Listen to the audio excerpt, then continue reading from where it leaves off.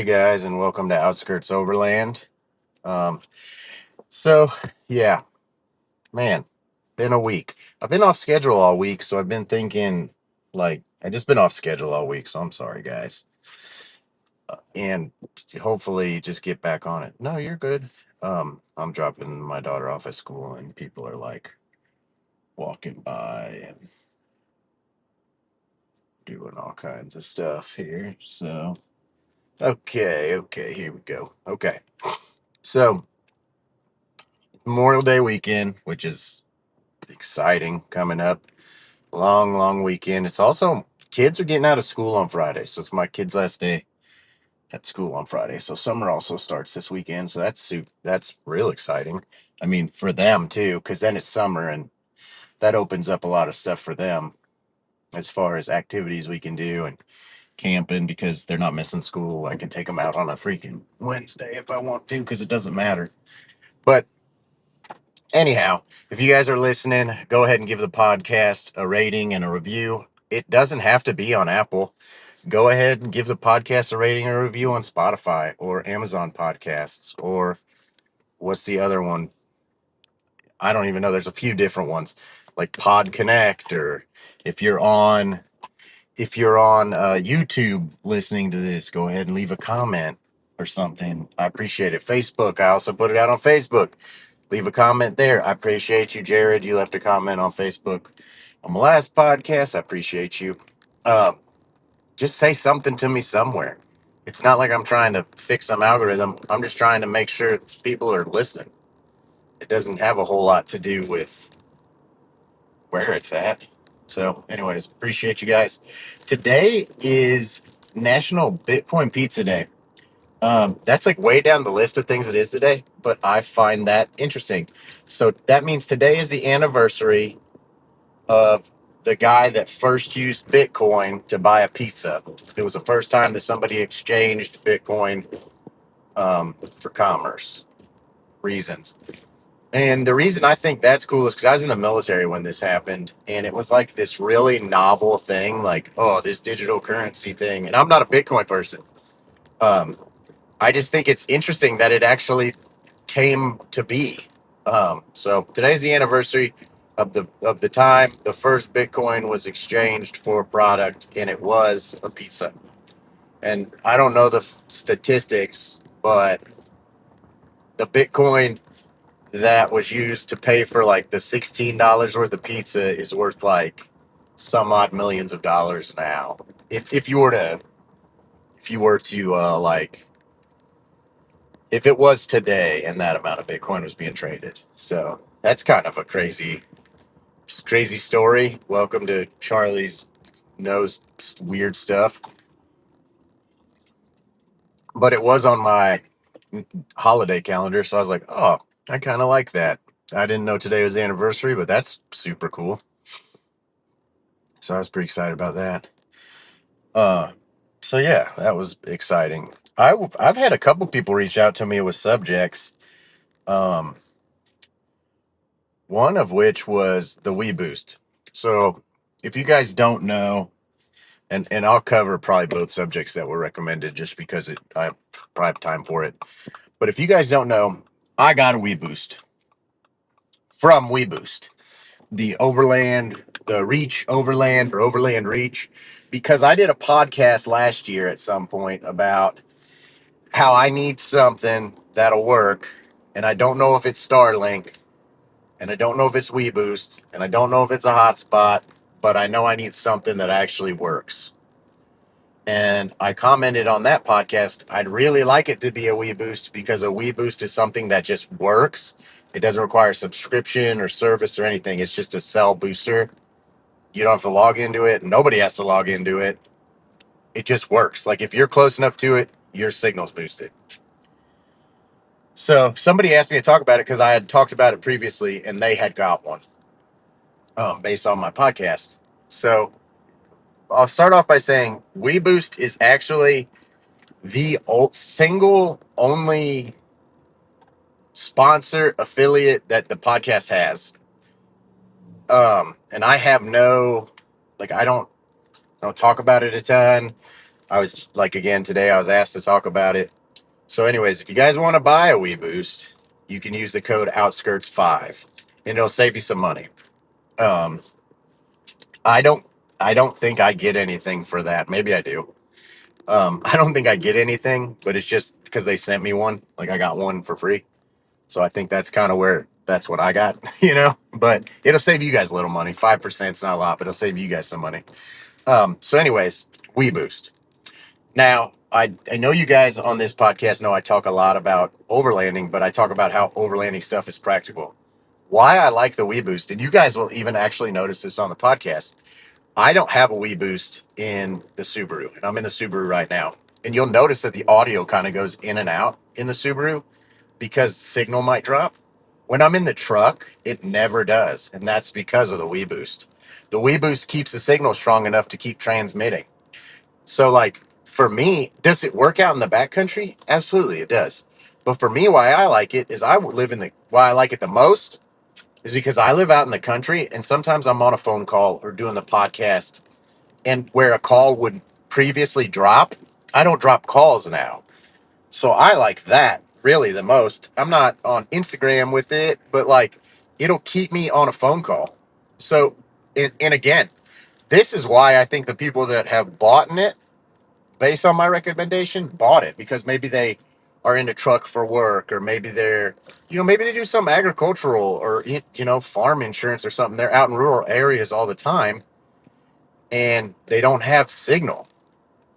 WeBoost will keep you with some signal. So I think that it does work great. I mean, again, it works fantastic. I've watched Thursday Night Football in the woods off my WeBoost. I mean, it kind of works better than you will ever expect it to be honest. Like, no matter what your phone's telling you, it's transmitting data like pr- pretty good. I can stream with it from one bar, like, and the WeBoost. So I don't really know what all goes into it, but it does work really well. It just plugs in your 12 volt. I mean, you could put it in as hastily, or then stock can look like really great or not. I mean, it depending on you. I mean, mine's all hidden and stuff, but if you wanted to buy one and just put it in any car, it just plugs in 12 volt and you move on. And put the thing on the top. But they make magnet antennas, they make suction antennas. Again, mine's hard mounted, it's in the truck. But it's a piece of gear that benefits me. Like, it's kind of just like the fridge and the winch. Like, it gets used. And you don't notice you're using it because I have mine set up to be on when the truck is on. So if my truck is on, my WeBoost is on. And I have a switch on it to where when the truck's off, I can turn it on. I don't want to leave the truck running when I'm watching hockey or football or whatever. But it just works so good. Like, I just don't drop calls. And I think you guys that watch this or follow this live will notice that when I'm in the truck and doing the podcast and driving, it never cuts out. You never get the, like cut, like it doesn't. It just flat doesn't. And that's transmitting through online data or cellular data. So again, it does work. And somebody asked me to talk about it because they were like, talk about it versus Starlink and this. Like, I don't have Starlink, okay? I think the WeBoost like $500, okay? That overland reach. They make them for your house. They make different ones for your car. Like, it's not just this overland product. I think it's a product that was actually pretty popular outside of this that they then made for this. And if you guys pay attention and you live anywhere with a lot of construction, start looking at trucks pulling trailers, and you'll see a lot of those overland reach WeBoosts on the back window with the antenna way up, or the roof, or off the bedside. Like, they're real popular in that space. And I'm not saying that because I know that. I'm saying that because I've seen it regularly. So they do work super well. Do I think Starlink works super well? Absolutely. I think Starlink does work super well, but Starlink is a $300 to $500 product plus $100 a month every month for it to service to continue. So you're into almost the same amount of money. WeBoost has no subscription. You buy the product bounces the signal. That's it. I can't, like, it's not secure. It's not a network. It's just a booster. So if me and 65 people are standing in a circle around my truck and I have it on, all of y'all get signal boost. Doesn't matter if it's AT&T, Verizon, whatever. It's signal booster. Picks up satellites. Period. That's it. Cellular. It picks up cellular towers. Excuse me. That's what it does, and it does it really well. So I wanted to talk about that just because one of my listeners brought it up to me, and he got one, and he talks about how it like changed his life at work. He's like, this literally like changed my work experience because now I don't have to wait to have calls in certain areas. I can kind of just I can have calls wherever, and I don't have to have that conversation like, oh, I'm about to lose you. So if you're that person, it is something to look into. And again, it might be something for your work to buy for you to help you work better. But again, you can save 5%. It's going to save you. I mean, I don't know what 5% is, what, $25, whatever. Use code. It'll save you some money. I mean, I don't want to throw $25 away myself, so, or $50 away or whatever it ends up being to just not use a dang code. But they're actually the only supporter of the podcast. I don't talk about them too much because, I mean, I don't know. I don't want to beat a dead horse about it. The thing works. So I'm just touching on it again. Like, the thing works. If you're here for overland content, like, it just works in general. Like, it allows me to FaceTime with my kids in the backcountry. That's really the whole reason I wanted that or Starlink is because sometimes I've mentioned it before on the podcast where I talk about this ad nauseum. But I talk about how like my kids might do something cool and they want to call and talk to dad. And previously like cut out and I couldn't do it. And it just, and then the next day I'd be like, what was that you were telling me about? And they're little kids. So they're like, oh, I don't even remember. And I'm missing out. And I love this hobby, but I love my kids too and their accomplishments. And if they want to share them with me, I want to be available to receive them. So the WeBoost has completely and totally changed that for me. 100%. So if that's something that resonates with you guys at all, work or personal wise, like by all means, I mean, give it a look, go through reviews. Like, I can't tell you enough. I would never steer you guys in a direction that wasn't genuine, and genuinely it works really well. So you can't, I don't think you can beat it for the money versus what other stuff, similar stuff costs with subscriptions and stuff too. Like, who wants that? Who wants subscriptions, man? Seriously. Who wants to pay for that? You know what I mean? Like, nobody want that. Don't nobody want none of that. So I think it's great. They asked me to talk, or client. Jesus, I'm not a trainer anymore. A listener asked me to maybe talk about it a little bit just because it's been a little while.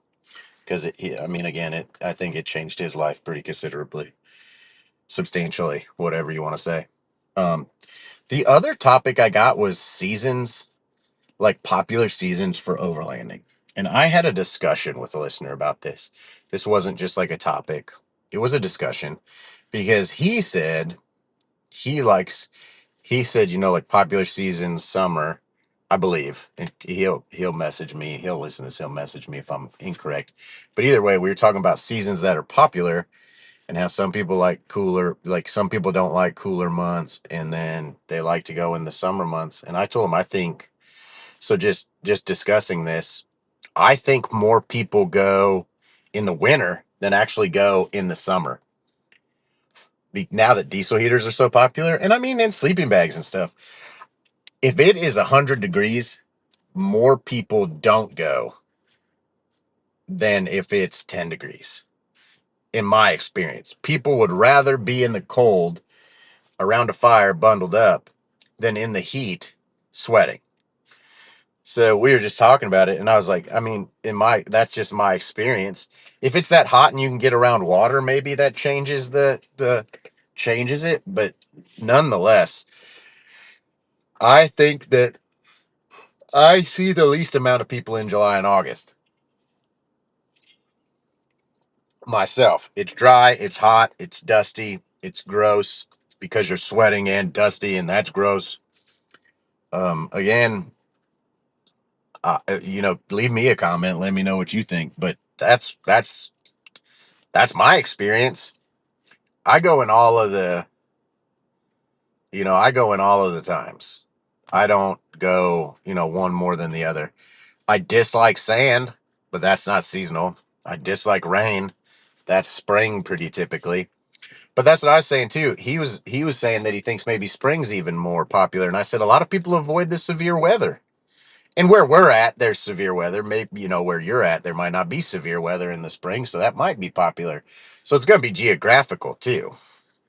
But at least out here, a lot of people storms. They don't camp through storms, wind, craziness, if for good reason. I mean, tornadoes are a real thing where I'm at, and people don't want to be in a tent or underneath trees and that kind of stuff. Again, if I'm gonna go, that's as good a way as any. I'm not trying to, you know, get there faster than anybody else, but just that's just how I live. If it is what it is. Um, so I kind of just go camping. Or if I think the weather's gonna be too bad or gnarly or crazy, weather's usually doesn't span hundreds of miles. I just drive to a place where it's supposed to not be nearly as severe. Drive away from it. It's not. So that's not something that affects me either. So, and maybe that's just what you needed to hear if you're somebody that's like, oh, it's supposed to rain. Like, I do this a lot where I'm like, oh, the weather's going to be X here. But that doesn't matter because where I'm going 6, 7, 8 hours away, the weather is completely and totally different.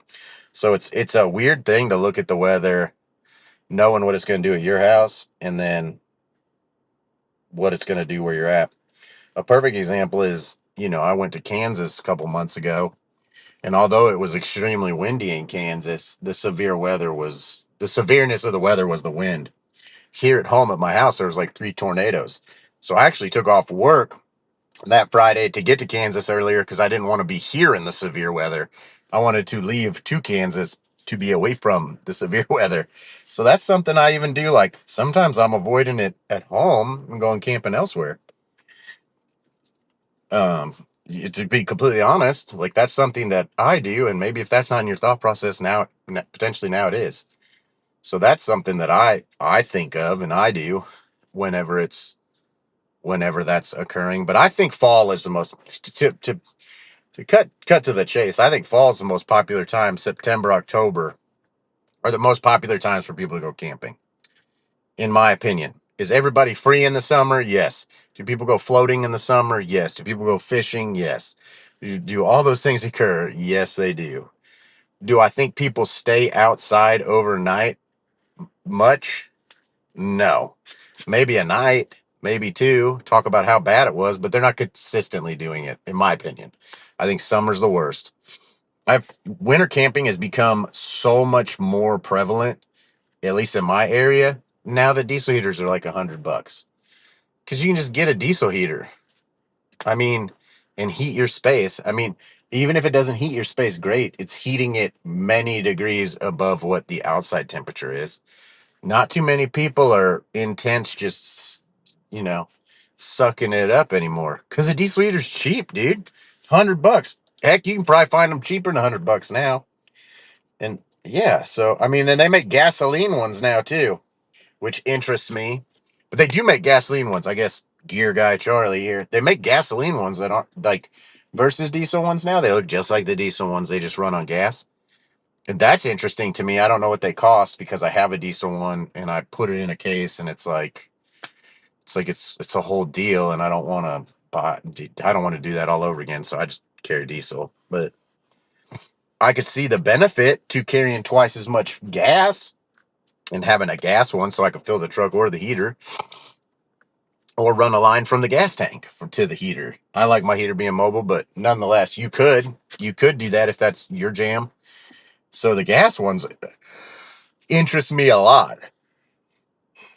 And I don't like propane. It's wet. It makes a wet heat. Condensation's terrible. I like the dry heat of the diesel heater. It dries stuff out. if you got a runny nose from the cold or whatever, you don't want to have it when you're sleeping. Diesel heater kind of is super nice. I think it prolongs the life of your tent, to be honest, too. Like it'll dry stuff out. But yeah, so winter camping is super popular here because I mean, like everybody's got a diesel heater almost. And if you don't have a diesel heater, people got splitters and they're more than happy to share theirs. Still gonna keep you warmer. Um, so yeah, I don't think spring is rough because of the weather around here. Summer's too hot for people and humid where I'm at, and bugs. And then getting into fall, it's a little cooler. Early fall, still some bugs. Later fall, not very many bugs. Still in the 30s and 40s. Then you get into December, January, February, March, and you're in the tens, single digits, zero, negative, snow, etc. Do I think going now again? Do I go camping in the snow and stuff? Yes. Camping, yes. Is there usually a lot of people out on trails and stuff? No. Because if you're somebody that wheels, okay? If you're somebody that goes wheeling much or trailing much or whatever you want to call it, four-wheeling, off-roading, whatever.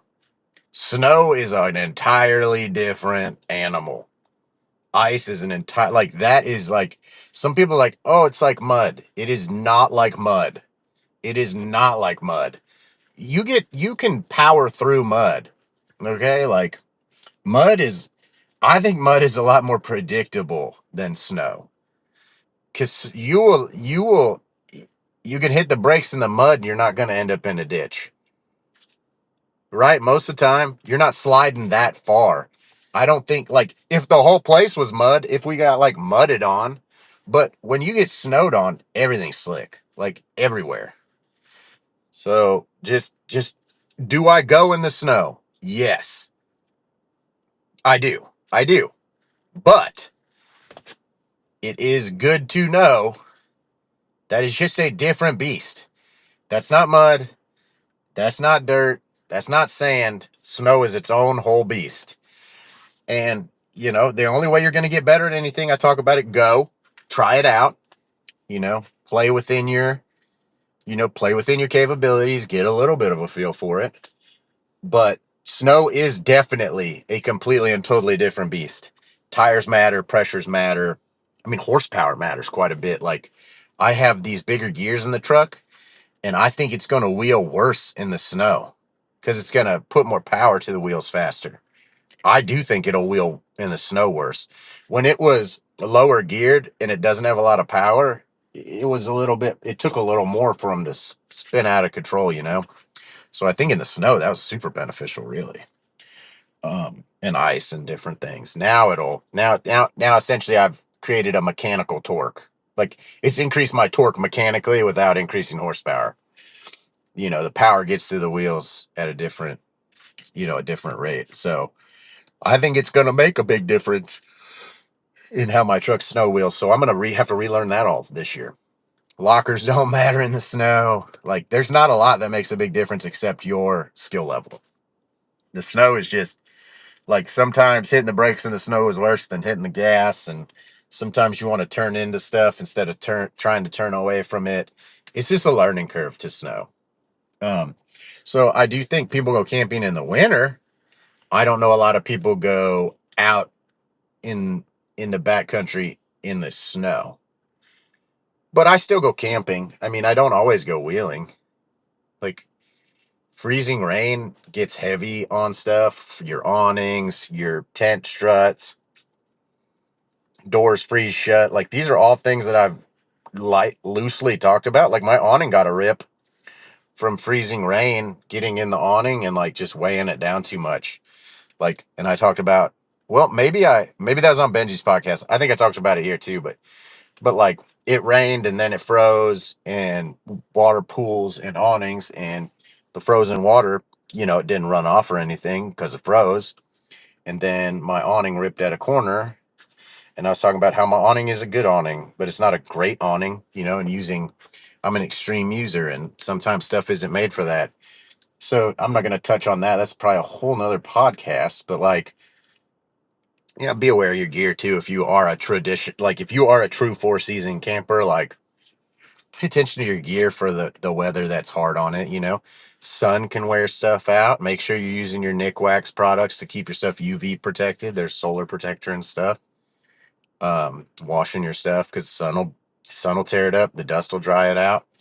Make sure you keep it waterproof. Again, I use Nick Wax stuff to keep my stuff waterproof to keep seals healthy and stuff. Um, yeah, I mean, but just be paying attention to your gear. If it's winter, I mean, that's a whole nother thing. Like, that can be wet and dry and heavy. So just be making sure you're paying attention to the gear you're using. If you're a true 4 season person, there's a lot of equipment out there that says it's 4 season, and there's some nuance to it that makes it not 4 season. Like, I think rooftop tents come to mind first because, like, in the winter, if you camp in the winter, it gets dark early and the sun comes out late. So some rooftop tents don't have like blackout material though. So in the winter, you wouldn't even notice it. But then in the summer, the sun comes up at like 5 in the morning and goes down at like 8, 9 at night. And that sun will beat through the fabric. So I think in order to be a true 4 season tent, it needs to have some type of insulation for sure. And it probably needs blackout material. I had tents that don't have blackout material? I have. Does it work fine? It does. But again, if you're claiming it's a true 4 season tent, you shouldn't notice the sun came up, in my opinion. It should be the same experience in the winter and the summer. It should be the same experience in the afternoon as the summer, you know? Like you shouldn't notice a difference. So I do think that matters. Insulation matters. Tents that have rain flies, I don't feel myself are 4 season tents because you have to add a piece of equipment to make it effective in the rain. Something that just is what it is and it works in the seasons all the time, like fixed that way, to me, is a 4 season tent. My opinion. Just my opinion. Now, if you left the rain fly on your thing all the time, would it then be a 4 season tent? Yeah, I mean, theoretically, yeah. But if you take it off and you end up in a situation where what you took off isn't applicable for what you're in, well, that kind of screwed it up. It didn't work out too well. And then now you weren't ready. So I think all those things matter. And when I'm looking at tents, I am looking at a lot of different stuff like that. Like, does it have blackout material? What kind of material does it have? I've learned about all these different materials. Like they say, like 400 GSM, 240 GSM. What is that? What's that mean? Does it have YKK zippers? Does it have a port for your diesel heater? My current tent does not because that wasn't a popular thing, but it is now, and I'm looking at it. Um, like, is it waterproof? Is it blackout? Is it insulated? What material's the case made out of? Because I have cracked a composite, hard tent case in negative temps. So now I know, like, again, I experienced. So now I know, like, composite's probably not best for me. I need to stick to aluminum because it's not affected. It's not going to crack in the cold. Um, just stuff like that, like just learning about it. Um, so yeah, like if you do camp truly in all 4 seasons, like just making sure that you're also, or if you aspire to camp in all 4 seasons, again, I think summer is the easiest season to have equipment for, but the least popular season. I think most equipment lasts in the summer really well. You don't need any special equipment necessarily to go in the summer, but most people dislike the heat the most, in my experience. And then if you go in the cold, etc., in the rain, cold, mud, whatever, making sure you've got stuff to keep you clean in the tent or dry or, X, Y, and Z. And I need to do some more episodes on my camp gear because I have quite a bit of camp gear outside of the vehicle that's like crucial, like crucial stuff. And I think you guys would find interest in those things. But yeah, so I was talking about seasons. I talked about gear for the seasons. Covered the Wii Boost. That's where I'm going to leave it for today. It's a pretty jam packed one. I will catch you guys tomorrow. It is going to be Memorial Day weekend. I'm going to just say this now if I forget to say it tomorrow.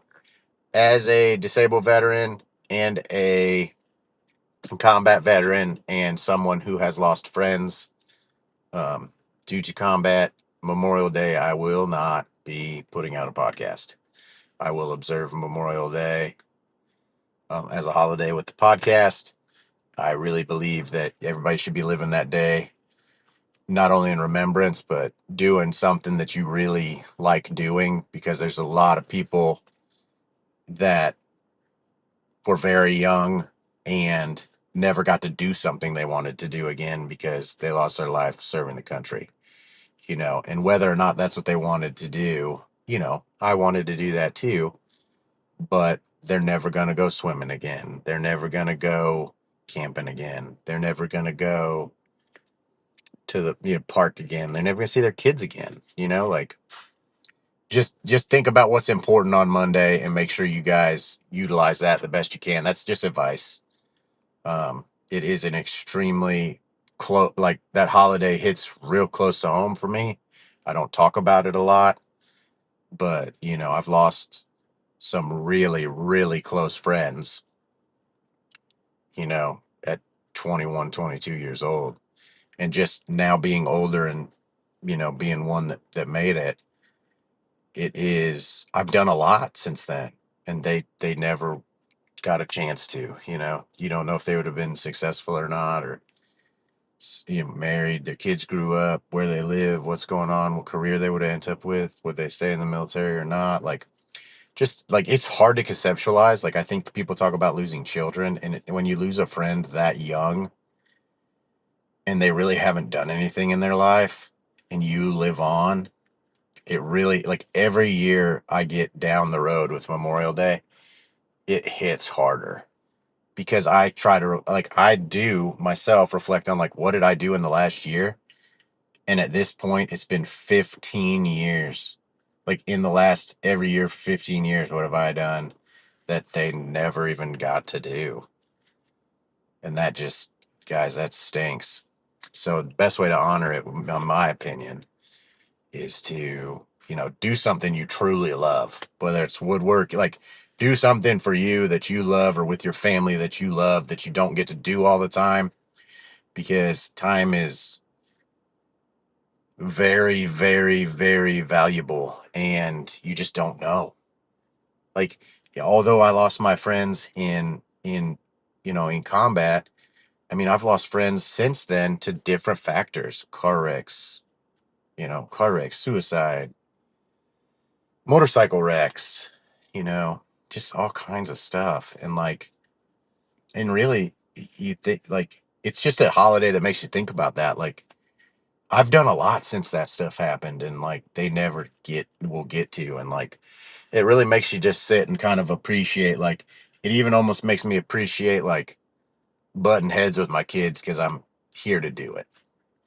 So, anyways, long story short, I will be observing Memorial Day. There will be no podcast. I probably will have no content at all that day, um, unless it is content that's saying, hey, today's a day for this. Make sure you're treating, you know, in my opinion, honoring those people would be really doing something you love that day, like using that. Don't sit around that day and be upset. That's not what any of my friends would have wanted you to do. They wouldn't want you to be upset on that day. They'd want you to be doing something they never got, like, in their life that they loved, that they never got to do. So I would advise everyone to do that, whatever that is for you, you know. So I'll leave it there. That's kind of a low note to leave it on, but it's coming up. It's what it is. So if I don't touch on it tomorrow, here it is for you today. And I will catch you guys tomorrow and with a new topic. I'll see you guys later.